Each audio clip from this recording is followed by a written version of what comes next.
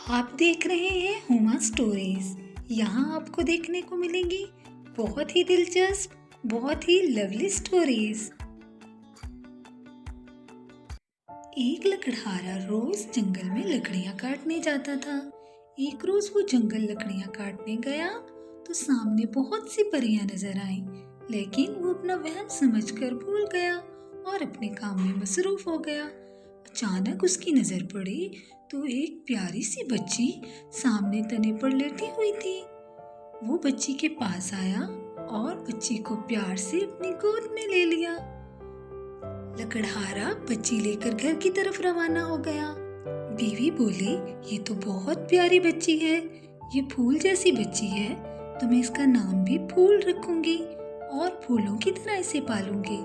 ये ऊपर वाले का एहसान है जो इतनी प्यारी बच्ची हमें दे दी। दोनों मियाँ बीवी ने बच्ची को बहुत प्यार से पाला।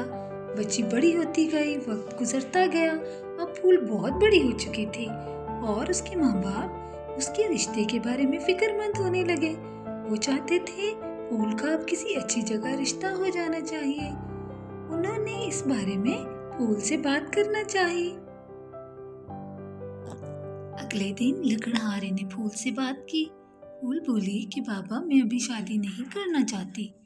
लकड़हारे ने कहा कि देखो, हमारे सिवा तुम्हारा दुनिया में कोई नहीं और हम दोनों बहुत बूढ़े हो चुके हैं। हम चाहते हैं तुम्हारी किसी अच्छी जगह शादी तय कर दे। लकड़हारे ने कहा कि कल मैंने कुछ अच्छे घरानों से कुछ लड़कों को बुलाया है। मैं चाहता हूँ कि तुम उन लड़कों से मिल लो और तुम्हें जो लड़का पसंद आए तो वो हमें बता देना, ताकि हम तुम्हारी जल्द से जल्द शादी तय कर सकें। अगले ही दिन 5 लड़के फूल को देखने के लिए आ गए। पांचों लड़के फूल की खूबसूरती देखकर दंग रह गए।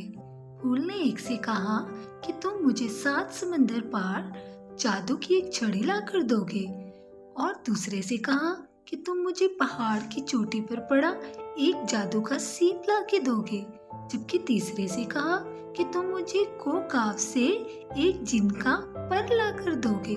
चौथे से कहा कि तुम मुझे समंदर के अंदर पड़ा हुआ एक सीप ला कर दोगे, और पांचवे से कहा कि तुम मुझे सुर्ख समंदर से सुर्ख बोलने वाली मछली ला कर दोगे। लड़के शर्तें सुनकर बहुत परेशान हुए। उसने कहा कि जो मेरी शर्त पूरी करेगा मैं उससे शादी कर लूंगी। लड़के कुछ सोचने के बाद वहाँ से चले गए।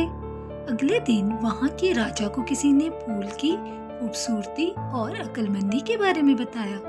राजा बहुत इम्प्रेस हुआ। अगले ही रोज फूल से मिलने निकल पड़ा।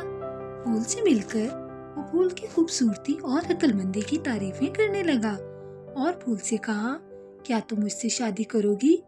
फूल ने कहा, मैं आपसे शादी नहीं कर सकती। तो राजा ने कहा, ठीक है, ऐसा हो सकता है कि हम दोनों अच्छे दोस्त बन जाएं। फूल ने कहा, ठीक है। माँ बाप फूल का इनकार सुनकर बहुत परेशान थे। फूल को हर वक्त अपने आसपास एक परी का एहसास होता था। एक दिन फूल बहुत परेशान बैठी थी तो माँ बाप ने पूछा कि फूल बेटा, इतनी परेशान क्यों हो? खैर है, कोई परेशानी की बात है तो हमें बताओ। फूल ने कहा कि मुझे अक्सर एक ख्वाब आता था कि जब तुम 17 साल की हो जाओगी तो तुम्हें परिस्तान वापस ले जाया जाएगा, और अब मुझे एक परी भी नजर आती है, और अब मैं 17 साल की हो चुकी हूँ। अब वो मुझे लेने के लिए आ जाएंगी। माँ बाप सुनकर बहुत परेशान हुए। उन्हें फूल से बहुत प्यार था। वो किसी कीमत फूल को नहीं खोना चाहते थे।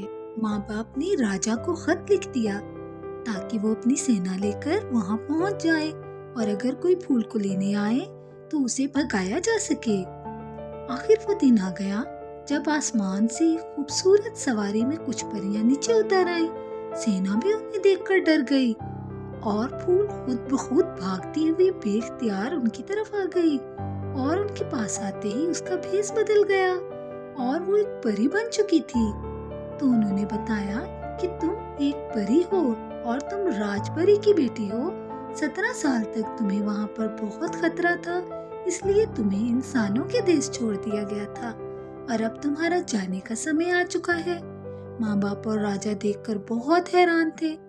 और परेशान थे। माँ बाप उनकी बातें सुनकर रोने लगे। तो फूल ने कहा कि आप परेशान बिल्कुल नहीं हो। आप मुझे जब आवाज देंगे मैं आपके पास होंगी और आपका प्यार मैं कभी नहीं भूल सकती। आप ही मेरे मम्मा पापा हैं और आप ही मुझे दुनिया में सबसे ज्यादा प्यारे हैं। लेकिन क्योंकि अब मैं बड़ी हो चुकी हूँ तो अब मेरा यहाँ रहना मुनासिब नहीं। मुझे अपने वापस देश में जाना होगा। परी ने उनको यकीन दिलाया कि वह उनसे बहुत प्यार करती है और उनसे कभी जुदा नहीं होगी। उनसे मिलने और अलविदा के बाद परी परिस्तान की तरफ रवाना हो गई। Now hurry up, like and subscribe my channel. Thank you for watching. Goodbye.